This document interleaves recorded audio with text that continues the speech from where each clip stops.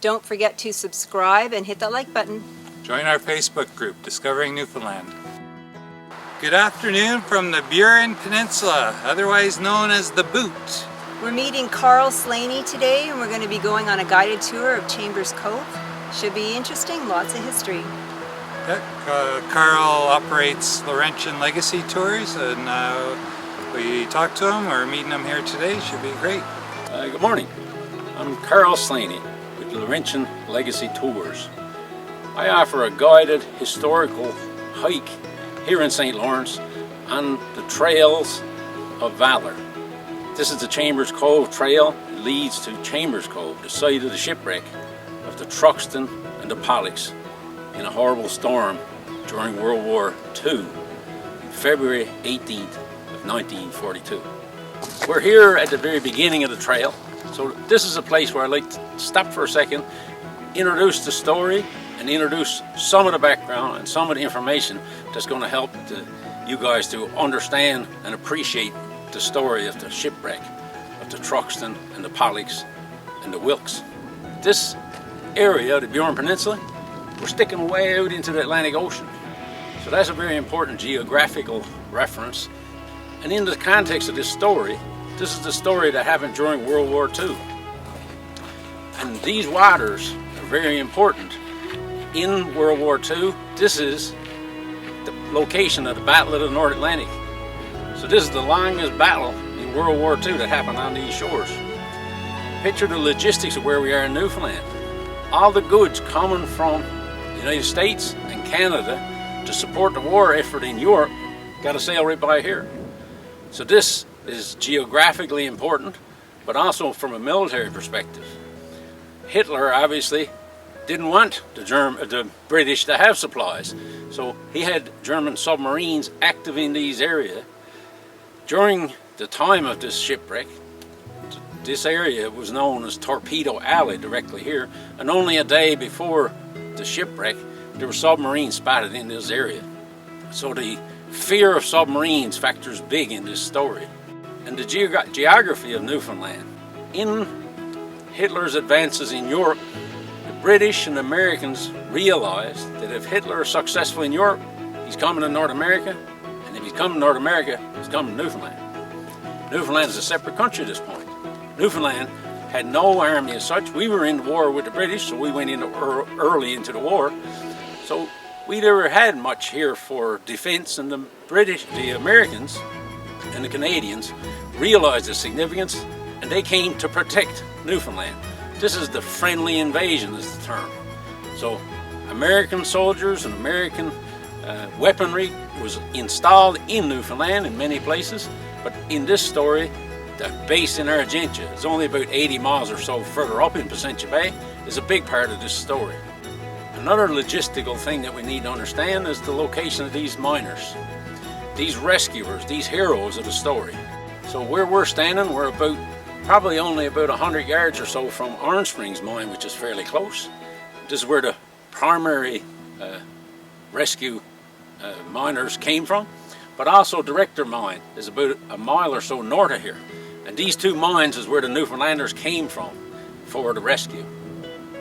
But the war effort included the mining here in St. Lawrence and in other places. The mines in St. Lawrence were identified as a strategic supply by the Americans. So the Americans needed to keep this mine going, and the Americans actually invested money into these mines. And there's a very strong likelihood that the floor spar in St. Lawrence was actually used in some of the weaponry, including the atomic bomb that ended World War II. So the strategic supply of floor spar was a very important thing to the Americans. So as we move along, let's have a conversation. The Chambers Head has a geological story hidden. Not that well hidden. You can see it obviously. If you look at the mountain, you can see at the very bottom of the mountain, it's got a pink kind of base color. So the pink ones are these rocks, right? This color. You notice? Yeah. That it's all pink. And you notice the line between the pink one and the dark colored one at the very top. It's got this green kind of tone to it. This is called an Ardulase. So the distinction between these two rock types are clearly defined in this mountain by diagonal lines. You notice the transition between those two? Yeah. And then you see a vertical white line. Yeah. Okay. Yeah. Yeah. This vertical white line is minerals. So this minerals is the story of St. Lawrence. And the mineral of interest in St. Lawrence has been fluorspar. So we're talking about a long time ago, 376 million years ago, a geological event happened here in this area that's reflected in this mountain. So what we're talking about is a granite intrusion, is an event much like a volcano. As this molten collection of rock, the pink one is called St. Lawrence granite, it including some minerals were in liquid form trying to get up through during this event. As it pushed up through, you can see it got stopped by the green one. That green one wouldn't allow it to break through. So as it came up, it began to solidify as it cooled. And as it solidified, the rock types, obviously they don't mix.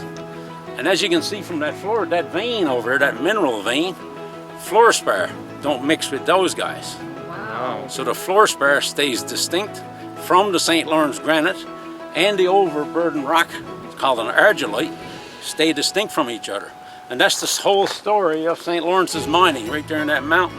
And along this region, the geological footprint of the St. Lawrence granite, which is the host rock for the fluorspar, 7 kilometers wide along the coast, 40 kilometers up through the middle of the Burin Peninsula. So this whole area has been a focus of miners for 90 years. We began commercial mining in St. Lawrence in 1933. So since 1933, we've exploited these ore bodies and ore veins, and it all began on the coast. So this area is called Little Salt Cove. So it's just outside of St. Lawrence, but in the old days, this was a big part of St. Lawrence. This was an area that was fished and farmed, and by the people of St. Lawrence coming out here in the seasons to fish these waters and use this land. It was a big part of the growth of St. Lawrence over the years. And by the time of this disaster in 1942, the town of St. Lawrence had about 900 people. Coming out here opened up this land for agriculture, and the footprint of our past residents is shown in the stones. The stone lines divide people's property. And in this area there was people that came out here, stayed, fished, used these beaches, used this land for gardens and for pasture land. And this area right here, on this side, there's a story of a family that used this as a garden, this area here. And on the other side of that line, you can see the fence, the stone line. On the other side was their pasture land. So this is evidence of how they used this piece of the country in their subsistence living. So the geology and the minerals of St. Lawrence were known for a long time before they became utilized. And in 1933, industrial mining began in St. Lawrence. Industrial mining began at a place called Black Duck. It's about a mile or so north of the town. But the mining company encouraged folks to gather whatever fluorspar they could find in the area. Fluorspar was obviously available all along the coast in different veins of certain size. And one of the very first mines in St. Lawrence in 1933 was mined right here. Fishermen with no mining background, a hammer and a chisel, take minerals out of those rocks, put it in a herring barrel, put it in a trap skid, and row it back to the town of St. Lawrence, 7 or 8 miles away. These guys are amazing, and what drove their innovation and drove their desire to make this mining industry happen was the desperation that their town was in. The town got wiped out by the tsunami, the fishery was destroyed, the town was in jeopardy, and efforts of miners like these guys saved this town. And today, mining in St. Lawrence is reinvigorated by Canada Fluorspar Incorporated, no distance from here. It's a brand new mine, a modern mine. So the background that these guys laid for us in the 30s, we're reaping the benefits of it today.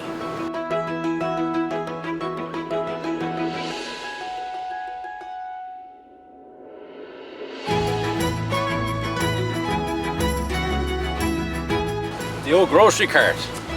She's 1.5 times as big. She's almost 450 feet long. But look how high she is and how wide she is. So she's just a bulk carrier, slow. These things are fast fighting ships, right? So the contrast in those. So we're at the famous Fisherman Shed. So in the time of 1942, when this naval disaster was happening, all the other buildings that were in this area had been removed because of failures in the fishery, and the people abandoned the idea of coming here to fish. But they continued to use this land as a farming location, but had no real reason to come here fishing. So the only building on the day of February 18th of 1942 is this building. It don't look like much, but can you picture 100 miles an hour winds, blinding snowstorms, you're soaking wet, covered in oil? It probably looks like something. And it was used by these people. So as the rescuers pulled these sailors out of the water, the first spot was to get them here, get them dried up. And this was the beginning of their route to Orange Springs. So they pulled them in here, did the best they could for them, waiting for an ambulance. In those days, horse and slide. So a horse and slide coming from Orange Springs mine about 1.5 kilometers away would come up, pick up the worst guy and bring him back to Orange Springs for medical attention as they worked on the others to dry him and try to get some of the oil out of him and keep him warm the best that they could. This picture is a fantastic display of exactly what happened. And on this picture you can see the old building. This one is a replica, but the old building has the footprints, handprints, and oil-stained facade. These sailors and the rescuers were coated in oil. Oil lost from this ship. This ship ended up crashing into these rocks 4 o'clock in the morning and breaking up. And through the day, she leaked a huge amount of fuel into the ocean. And as the oil got into the ocean, it floated on the top, and obviously it's very thick bunker C crude. As it floated on the water, it ended up as an 18-inch slick on the water, and on the beaches, as it got tossed up, ended up feet thick on the beaches. So the rescuers and the sailors had to deal with the oil, and the oil is a huge part of this story, and unfortunately contributed to the loss of an awful lot of these sailors. So this is the site where the Truxtun and Pollux disaster unfolded. When you picture the scene, it's 4 o'clock in the morning. Winds are coming from the southeast, a gale, 100 miles an hour. Sea, 60, 70 feet high. 3 American vessels are coming down this coast, and unfortunately, 4:09, the Wilkes hit the shore, west of here. 4:11, the Pollux hits the shore, 4 or 5 kilometers west of here, and at 4:16, the Truxtun, unfortunately, ends up between those two islands. Immediately, the skipper tried to salvage the vessel, put the engines in reverse, full astern. The vessel skewed, lost all the propellers as they were beat up on the shoals. Unfortunately, the vessel is stuck here at the mercy of the sea, being pounded relentlessly. In one of the American books, a survivor reported this pounding all day, reminding them of the predicament that they were in the darkness as well. So the scene is quite distressing. This is a very unique location, and this bench is a very important part of the story. This bench is put here by the Pike family in honor of their dad and their grandfather, Mr. Levi Pike, one of the rescuers, one of the fellows who put his life on the line to try to help his fellow man. And at a very young age, he was involved in this story at its inception and continued that story throughout his whole life. This story was important to him and important to our community. And the fact that his family put this bench here, I think, is just an amazing tribute to the man and to the story. So this monument was put in place on the 75th anniversary of this disaster by the St. Lawrence Historical Board. This monument is very important to the people and to the story of the Truxtun. And when the historical group went to the designer, they wanted to add a couple of features. One feature that they wanted to add is the overall appearance of the whole structure resembles an anchor for its nautical theme. Another feature that they wanted to add, our American friends have great respect for the American eagle, so the eagle's wings were added for that purpose. And the whole picture from a distance appears like maybe two people kneeling to pray at a cross. Again, it's indicative of what they're trying to say about this site and about this area. A very respectful area. It's almost a religious area for the people of St. Lawrence and for the visitors of this area. So the story of this shipwreck is a longer and maybe more, has more sequence than a lot of people consider. If you consider the reality of the shipwreck of the Truxtun, and the people of the Truxtun made the first contact with the Newfoundlanders at Des Moines to begin the rescue efforts here in Chambers Cove. All day, the miners put their lives at risk and did everything that they could possibly do to save these guys. All day, working hard, toiling in this environment with 100-mile-an-hour winds, high seas, fighting the elements, they managed to save as many as they could. Unbeknownst to these guys here in Chambers Cove, as the day dragged on and the wind direction changed, an oil slick became available for viewing to the west of here. Then the concern became, is it possible there's a second ship? Unfortunately, when a contingent of men from the rescue that were involved all day made it to Lion Point, only to discover that Pollux was in a very similar predicament to the Truxtun. The same men that had worked all night in the mine, worked all day at this rescue site, then were challenged to head to Lion Point to help out. At Lion Point, some citizens from Lion had already began the rescue, and the folks from down here began to help in pulling the rescued folks up off the cliff. The fellows from St. Lawrence and some Americans who had came to St. Lawrence by this time helped out with that rescue, but that rescue is the next chapter. It happened all night. The weather conditions and the traveling conditions were so poor that they stayed up on Lion Point all night, only to return to St. Lawrence when daylight came the next morning. So in the events of the day, it was a long and drawn out process that some of these guys really pushed physical limits to end up with the results that they did on this rescue mission.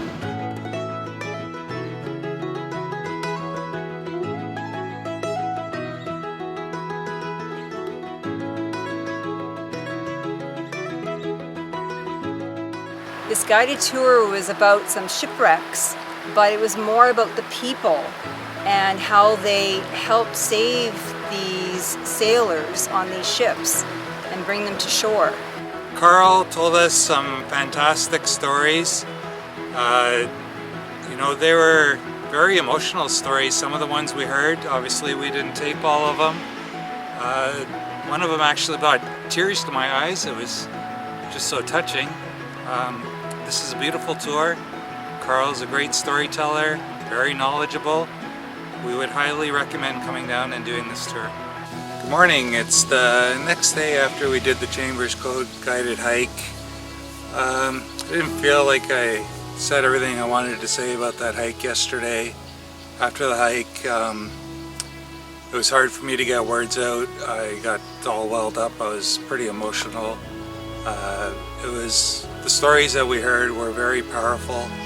The ones we caught on camera are not all the stories. Carl is a wealth of knowledge, and I would highly recommend this. It's an easy hike. I think most people could do it no problem. You could do it yourself. There's plaques along the way that explain some of the story, but the stories that Carl tells us is just fantastic, and I would highly recommend this hike.